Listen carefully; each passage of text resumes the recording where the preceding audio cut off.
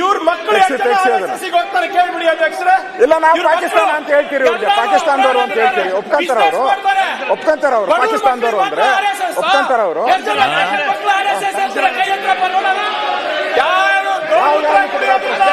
ಸಗಣಿ ತಿನ್ನೋದಿಲ್ಲ, ಮಾಡೋದಿಲ್ಲ, ಬರೇ ಬಡವ್ರ ಮಕ್ಕಳಿಗೆ ಇವೆಲ್ಲರೂ, ಬರೇ ಬಡವ್ರ ಮಕ್ಕಳಿಗೆ.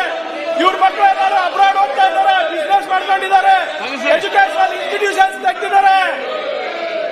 ಇವ್ರ ಮಕ್ಕಳು ಯಾರು RSS ಶಾಖೆಗೆ ಹೋಗಲ್ಲ ಅಧ್ಯಕ್ಷರೇ. ಎಲ್ಲ ನೀವು ಹೋಗ್ತೀರಾ, ಹಿಂದುಳಿದವರು ಕಳಿಸ್ತಾರೆ.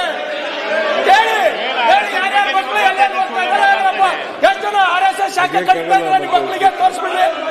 ಎಲ್ಲಿದೆ ತೋರಿಸ್ರಿ. ಯಾರು ಇಲ್ಲ ಅಧ್ಯಕ್ಷರೇ, ಯಾರು ಇಲ್ಲ.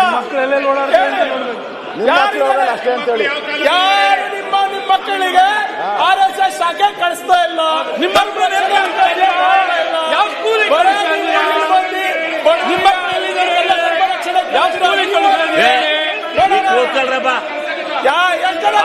ಕುಡಿದಿರಪ್ಪ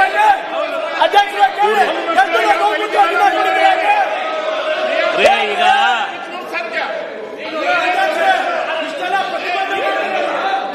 ಅಧ್ಯಕ್ಷ, ಇವ್ರ ಮಕ್ಕಳು ಯಾವ ದಲಿತ ಕಾಲೋನಿಯಲ್ಲಿ ಇದ್ದಾರೆ ಅಂತ ಹೇಳಿ. ಇವ್ರ ಮಕ್ಕಳು ಯಾವ ದಲಿತ ಕಾಲೋನಿಯಲ್ಲಿ ಇದ್ದಾರೆ, ಯಾವ ದಲಿತ ಕಾಲೋನಿಯಲ್ಲಿ ಇವ್ರ ಮಕ್ಕಳಿದ್ದಾರೆ ಅಂತ ಹೇಳಿ ಫಸ್ಟ್. ಆಮೇಲೆ ದಲಿತರು ಉದ್ಧಾರ ಮಾಡ್ತೀವಿ ಅಂತ 50 ವರ್ಷ ಹೇಳಿದ್ರಲ್ಲ, ಯಾವ ದಲಿತ ಕಾಲೋನಿ ಅಂತ ಹೇಳಿ.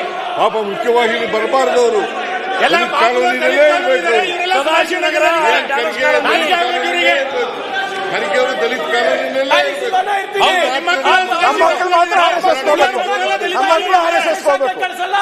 ನಮ್ಮ ಮಕ್ಕಳು ಸತ್ರು RSS ಶಾಖೆ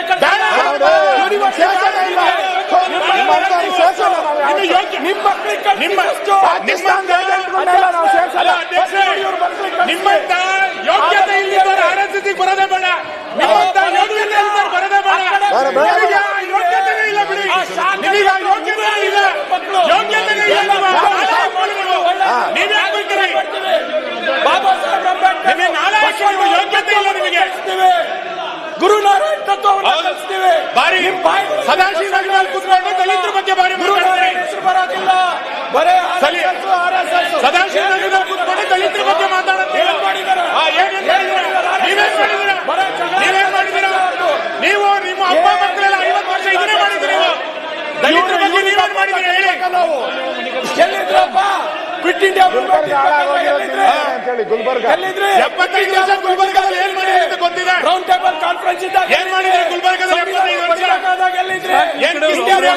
ಯುದ್ಧ ಮಾಡಿದಾಗ ಎಲ್ಲಿದ್ರಿ? ಕೇಳಿ ಅಧ್ಯಕ್ಷರೇ, ಉತ್ತರ ಇಲ್ಲ, ಏನಿಲ್ಲ, ಸುಮ್ಮನೆ ಎದ್ದಿಟ್ಕೊಂಡಿಲ್ಲ ಅಷ್ಟೇ. ಗೊತ್ತಿದ್ದಾರೆ ನೋಡ್ರಿ, ನಿಮ್ ದೇಶಭಕ್ತಿ ಎಲ್ಲ ಗೊತ್ತಿದೆ. ಅದಕ್ಕೆ ಪಟೇಲ್ ಅವರು ನಿಮ್ಗೆಲ್ಲ ಬ್ಯಾನ್ ಮಾಡಿದ್ರು. ಬ್ಯಾನ್